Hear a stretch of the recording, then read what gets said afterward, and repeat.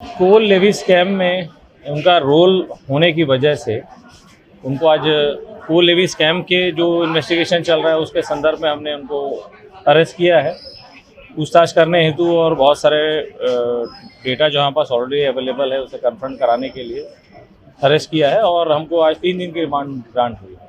तो ये क्या इसमें किस तरीके की, क्योंकि ये पहले भी जाती रही हैं और उसके बाद भी गिरफ्तार किया, इनसे पूछताछ होती रही थी तो गिरफ्तारी की जरूरत नहीं थी, इस तरीके की बात। इनसे पूछताछ होती रही थी, पूर्व में होती रही थी।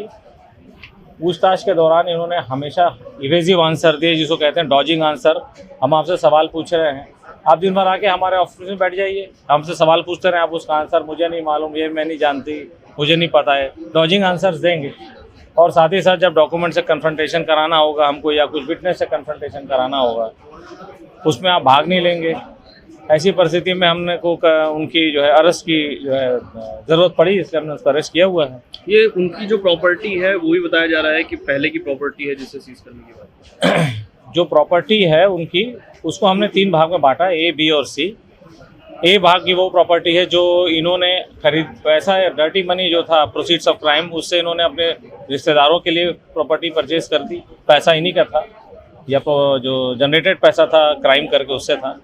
दूसरा पार्ट जो प्रॉपर्टी का था वो बेनामीदार हैं, उनको उनके नाम से खरीदी। और तीसरा पार्ट जो प्रॉपर्टी है जिसको हम कहते हैं ऑफ द वैल्यू ऑफ, यानी हमने जितना प्रोजेक्टेड किया है, अगर जो हमने प्रोजेक्ट किया है प्रोसीड्स ऑफ क्राइम, अगर वो जो प्रोजेक्टेड प्रोसीड्स ऑफ क्राइम है वो हमको मूर्त रूप में नहीं दिखाई दे रहा है, तो हमारे पास जो चीज़ें दिख रही हैं उसको हम बाकायदा मनी लॉन्ड्रिंग एक्ट के अंतर्गत पावर दिया गया है कि उस वैल्यू की प्रॉपर्टी हम दूसरी प्रॉपर्टी सीज कर सकते हैं। 500 करोड़ रुपए तक का घोटाला आप लोग बता रहे थे, क्या और बढ़ने की संभावना है? इसके संबंध में अभी अनुसंधान जारी है, जिससे इनकी अरेस्ट की गई है।